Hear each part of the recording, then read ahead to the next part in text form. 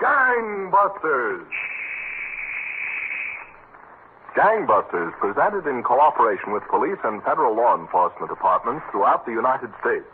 The only national program that brings you authentic police case histories.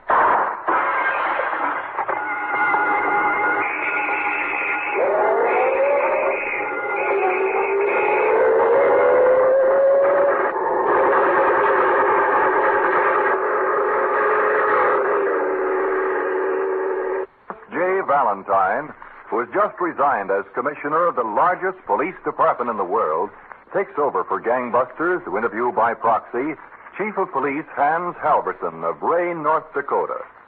Commissioner Valentine. Now, Chief Halverson, the official police reports show that John K. Giles was an exceptionally cunning criminal. And deadly, Commissioner Valentine. So you're going to start tonight's case back at Leech Lake in Minnesota? Yes. There was a tall, wealthy sportsman, a Mr. George William Stubblefield. He had one of the fashionable cottages with a Mr. Barton, and they were there for some bass fishing. Now, in that same section was reported to be the super criminal John K. Giles, like lightning with a gun. At 10:30...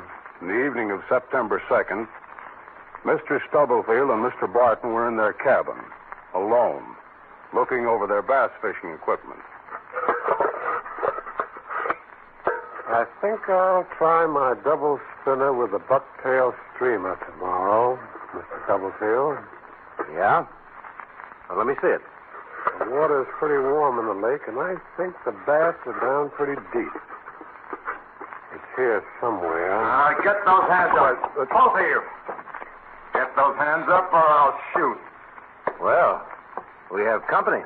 I know you're both rich, and you're alone out here in this cabin. I guess he means it too, Mr. Stubblefield. Young man, don't you realize that crime doesn't pay? I don't want any sermons. I want cash. Well, it so happens we have our hands in the air. Very little money grows on ceilings. All right. You first. Me? Yeah, you. The name is Stubblefield. All right. Lower your right hand and pick out everything there is in your pocket and drop it on the floor. It'll get all dirty. Do as I told you. All right. But I only have $100 or $2 in my pocket. There's some. And here's some more. I wouldn't try to pick that gun up. Don't you anymore. Hey, don't. Look. My hand. I told you, young man, crime doesn't pay. The easiest thing to do, Stubb, would be to put a bullet through the back of his head and drop him into the lake. Hey, no. You can't do that. Hey, let me go, will you? Say, you don't suppose he's that famous gunman they say might be around this section? That John K. Giles? Oh, I doubt it. No. Hey, no. I'm not Giles. Oh, I just pull little stuff. All right. I'm going to count to 3. If you're still around... 1, 2. Streak of lightning, huh? That's the best show I've had in weeks. If he only knew he tried to hold up the famous John K. Giles himself. He ought to be wrapped in swaddling clothes. You know, Barton, the feel of this gun in my hands, well... Bank charge? Yeah. The one I've been planning. The bank at Ray, North Dakota. But what's the matter with what we're doing now? 2 wealthy fishermen, the bass are biting good. You've got 3 rich dames here crazy about you. There's plenty of women and plenty of bass other places. Start packing up, Barton. This little gun, and you and me, are going to pay a visit to Ray, North Dakota.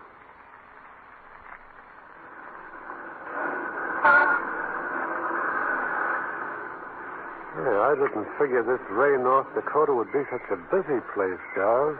You ready? We'll take a little walk into the bank. Okay. Wait a minute. Don't turn around. Somebody's walking up and back here. Who is it? Johnson, the chief of police. I checked on the police early this morning, and I'm sure. I saw you 2 men standing here. I was wondering if you wanted anything special. Well, that's nice of you. We're strangers in town. Well, what's on your mind? Well, we heard there was some good bass fishing around. If we could find a place to stay. Well, there are a couple of good hotels. My name is Stubblefield. This is Mr. Barton. Howdy. Hi. I happen to be the chief here, Chief Johnson. There's a good hotel right down the street. Where? Well, you go down there to the 3rd Street, and then you take a... He knew who we were all the time. He's not dead. Now, come on. Beat it to the car. Instead of this bank, I know a couple of other jobs we can pull. Then we'll separate until the heat's off. Hop in. Haven't you got any nerves at all, Giles? Not at a time like this. Well, after we separate, what then? We'll meet again in Nevada. At Reno.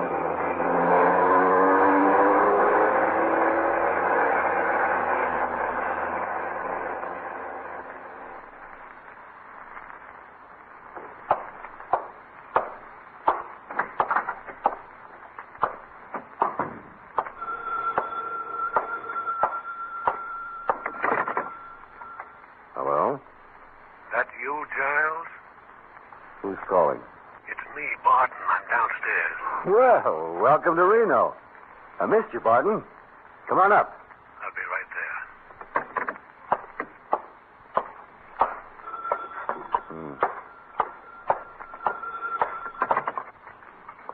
Hello? Don't you ever stay in your room? Oh, hello, Mrs. Walton. I told you to call me Betty. I'm giving a cocktail party this afternoon. You've got to come. Well, I'd love to, but I'm playing golf with Mrs. Ward. Oh, that's a shame. It's getting so the divorcees around here won't go to a cocktail party if you aren't going to be there. Well, that's very flattering, but I'll tell you what. I'll see you at the roulette table tonight. You will. Will you drive me home afterwards? Hey, what a swanky joint. Oh, somebody just come in? My butler. Oh, you lucky thing to have a butler. And now I'm one of them things. Now, remember, tonight at the roulette table. Bye, my dear. I'll be there. Don't you dare forget. I won't. Goodbye. So now I'm your butler, huh? Oh, sit down, Barton. Yeah, things have been pretty rosy since I saw you last. Oh, yeah? What have you got lined up? About 10 divorcees for relaxation. And the gambling casino for us to take over. Say, how about a little thirst quencher, huh? Champagne? Oh, no. It gives me a head the next day unless I drink a lot of milk before I go to bed. And milk's making me fat. A slug of rye. I got a whole closet full. I just got in the room myself as you called. Get your hands up, Giles. You too, Barton.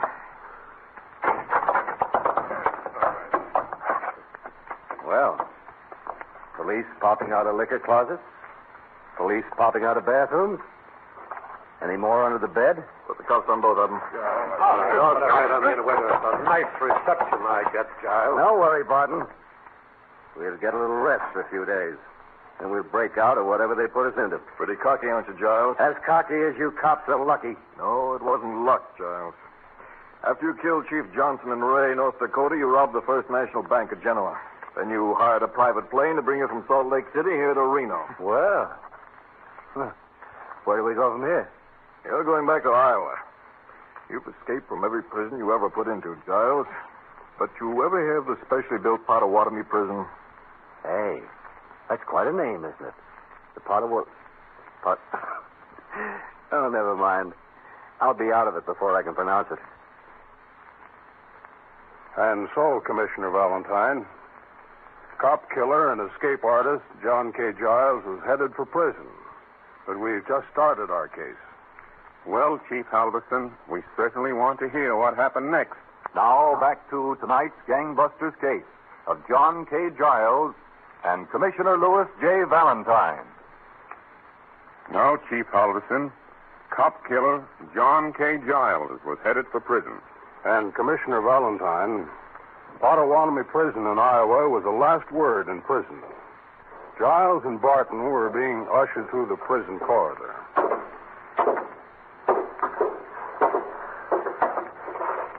Now, this will be your cell, Giles, and Barton's. Quite an iron box, this, isn't it? You're quite an escape artist, Giles. That's why a special cell like this was built for guys like you. You see, it's built on a turntable made of steel. There's only one door to it. The floor is steel. Well, in fact, you might try it out with a hacksaw blade. I would, if we had one. Use the one you have hidden in the heel of your shoe. Oh. I guess they've got us this time, Giles. All right. Seeing you know I've got a hacksaw blade, I'll try it just for fun. When you go through a door and have metal on you, it signals.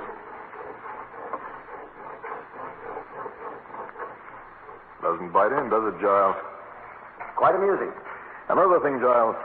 All we allow you is bunk blankets, overalls, and as living implements, toothbrushes, paper cups and plates, and wooden spoons. Oh, that's perfectly all right. That's enough for me to escape with. Oh, cut it out, will you, Giles? Now, if you two will step into your cell. What do you think of it, Giles? Well, personally, but of course it's just my own opinion, I think it stinks. I tell you, Giles, I can't stand it in this cell. I'd rather rip up this blanket and string myself up. If that's what you want. This is the end. If I'm going to do any killing, it'll be the guard, but not me. Well, okay, but if we kill the guard, how can we get out? That's what I'm trying to figure out. Maybe we could kill the guard and use his clothes. Joe, set off that speaker and take it on the earphones while I take this call. Hello? How long before you come home, Walter? Well, I probably won't even be home tonight, dear.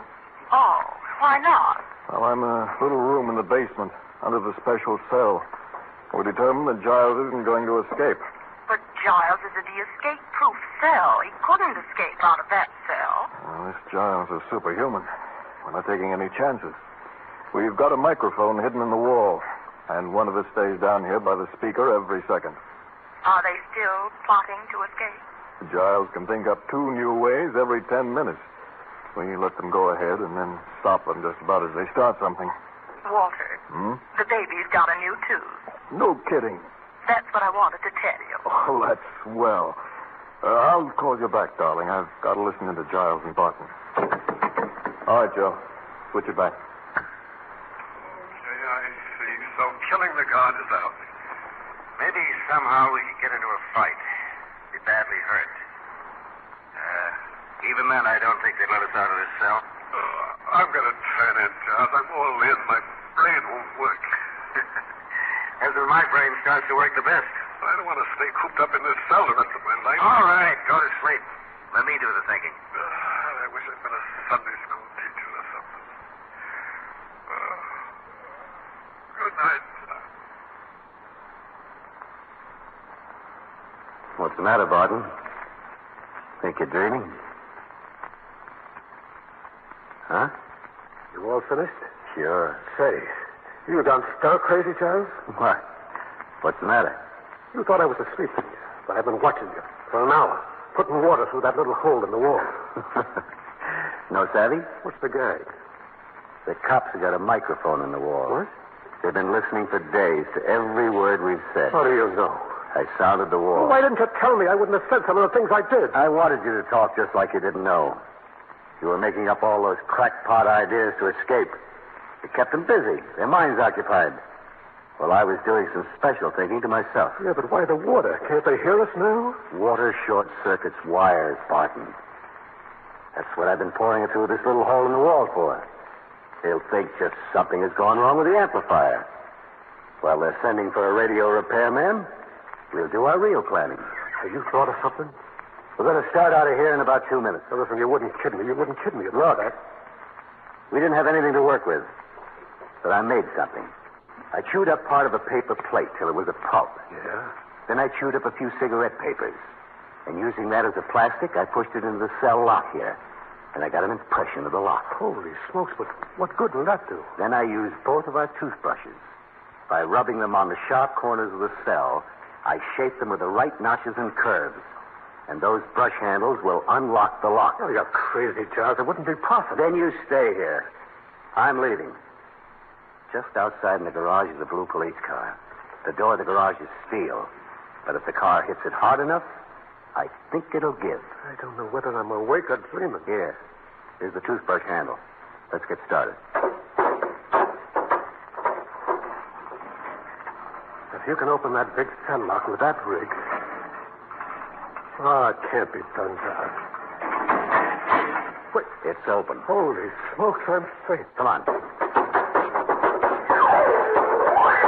let the guy signal our escape. Hurry.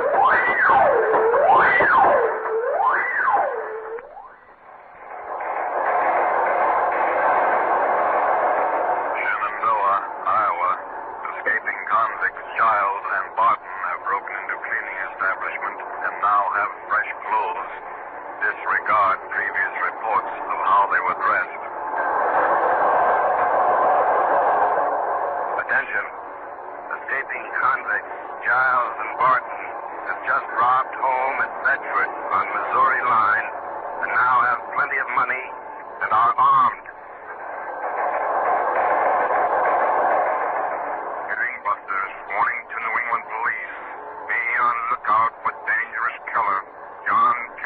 Giles, 6 feet tall, brown eyes, dresses smartly, scar on left side, rear of neck, hobbies, fast cars and fast girls. Watch for John K. Giles in northern New England.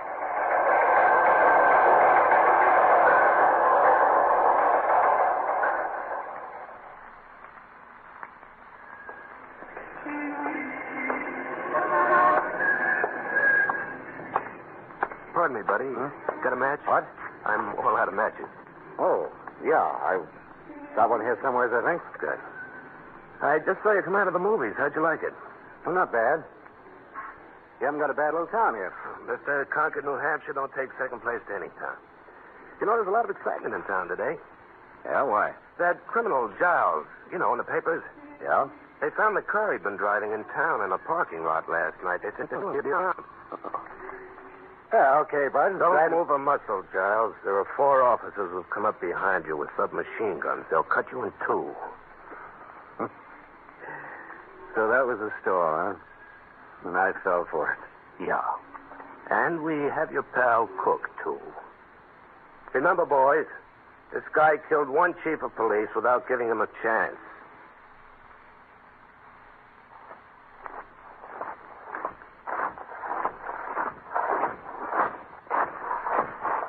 Halt! Well, men, welcome to Alcatraz. Giles, step out. You have a nice sea breeze out here, Dodd. Well, Giles, you're supposed to be an escape artist. But never since Alcatraz was built has a man successfully escaped. Not yet, huh? Not yet. It's 2 miles to the coast of California. The tides run 8 miles an hour and can't be swum. The prisoners are not allowed to talk to each other. The prisoners are counted every 30 minutes. Oh, you guys here can count, huh? You're assigned to the laundry. Pressing clothes. We're doing the laundry for the Army now. And besides, Giles, a cop killer isn't very welcome at Alcatraz. All right, men. Start marching to your assigned places.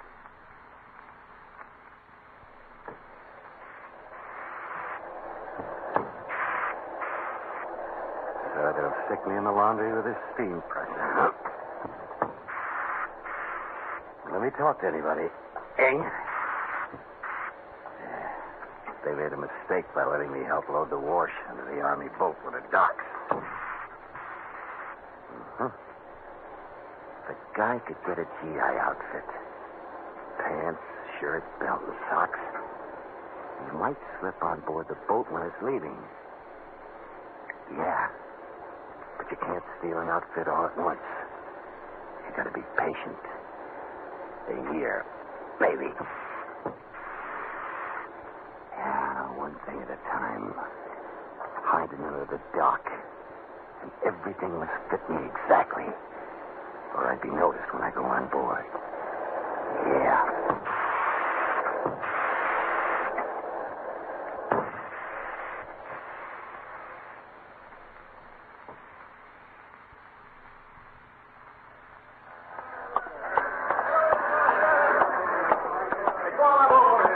All right, no one else allowed on the dock. there. We're casting off.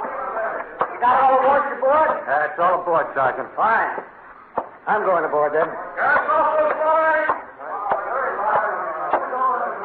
Yeah, they're sailing right off, huh?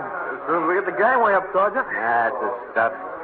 Every trip, the sooner we can get away from this Alcatraz dock, the better I like it.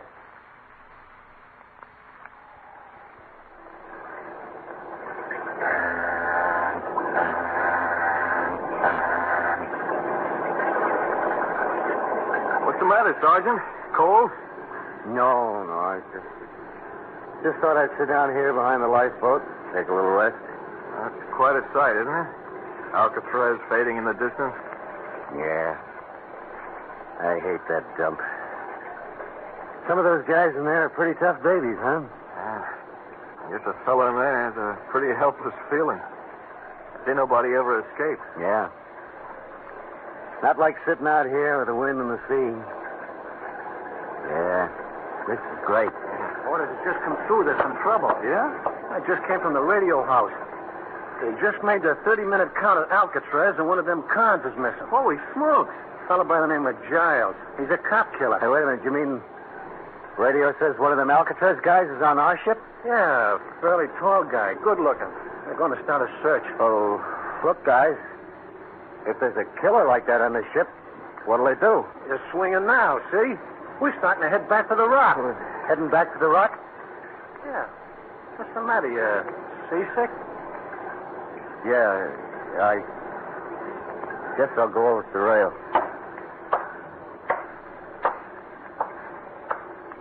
What's the matter with him? Hey, notice how he acted? I don't think he's seasick. Hey, I'll bet you. I don't recognize him. I'll bet you Hey, he's starting to climb the rail. That's Giles. Sure, he's going to commit suicide. Come on, let's rush him. Come on, get back. Well, Giles, Okay. Okay, you got me. I'm through. I'm washed up. Yeah, washed up. For keeps. I'll go back to the rock and die there.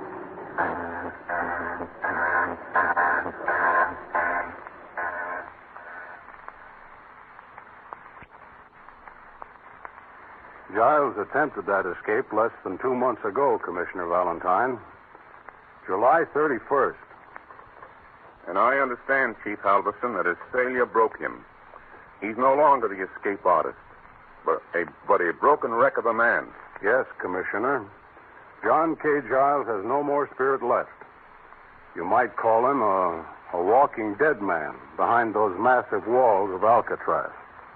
Well, Chief Halverson, this has been a terrific case and just proves again that crime cannot pay. For next week, same time, same station, listen to Gangbusters.